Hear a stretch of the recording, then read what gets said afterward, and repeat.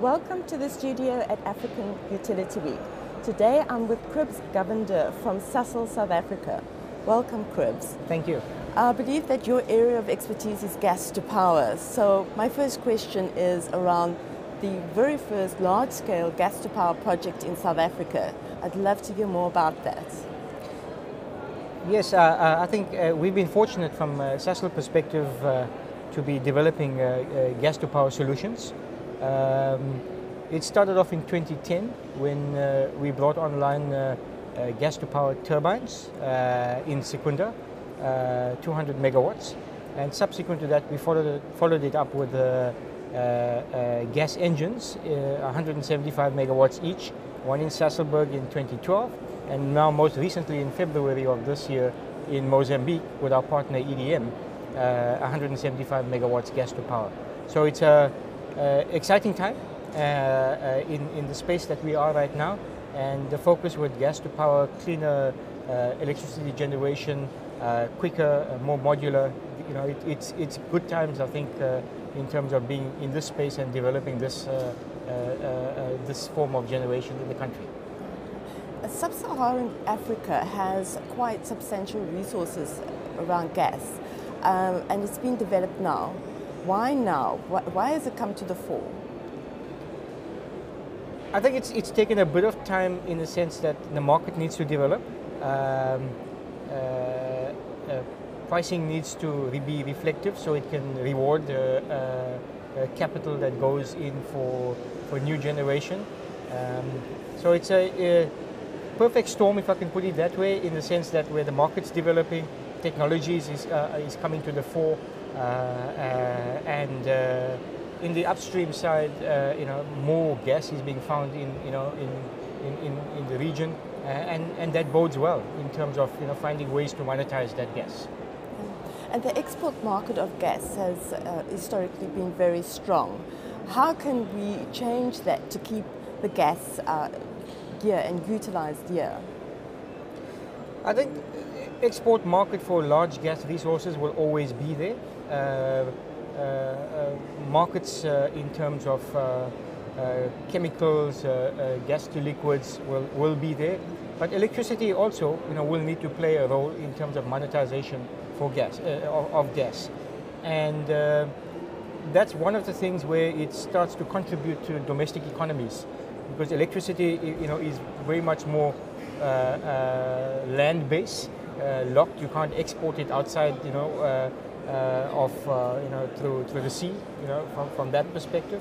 So it starts to create platforms. It starts to create environment where domestic use of gas, monetization in terms of that for electricity specifically, will be at the forefront. And developing the pipelines for distribution of gas to keep it reliable, what are the solutions there? I think the pipeline market is, it's traditionally been there. It's a well-established market. It will continue to play a role, both in terms of large industrial use, and I think increasingly in terms of domestic use for diversification of energy sources. So we've seen it in South Africa, in the Gauteng area, where there's a reasonable gas distribution network, and as these things grow, I think the consumers would get a bit more confident in it, enjoy it in a different way, and have a balance between gas usage in its form for heating and cooking, as well as for electricity usage in terms of our homes and our light commercial industry. So customer education is also something that needs to be concentrated on. However, there are environmental concerns. What are the main environmental concerns that we have to face in terms of gas? I think we have less of an environmental concern when it comes to gas. For electricity generation from gas, it is half the CO2 emitted compared to that of traditional coal-fired. So from that perspective, we're already we're on a better ticket. And in addition to that, space heating for using gas gives you more effective energy usage compared to electricity.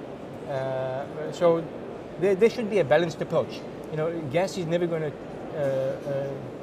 take away the need for electricity, and electricity will, you know, is not going to take away the need for gas. The two will coexist, and it's how effective we can do that and be smart about it from an energy management perspective. And here at African Utility Week, you presented a case study.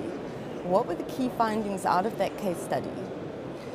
The case study I presented was the power plant, the gas-to-power plant that was built at Rosana Garcia in Mozambique. Sasol, with its partner EDM, built that facility. It came online in February of this year, and I think, you know, it showcased what can be done when you partner on a public-private partnership in country. You use the natural resource in country and monetize it in country. I think the key factors there that we had was in terms of how we use local resources, skills development and training, but also in terms of being forward-thinking of investing in and making a difference in the communities that we work with.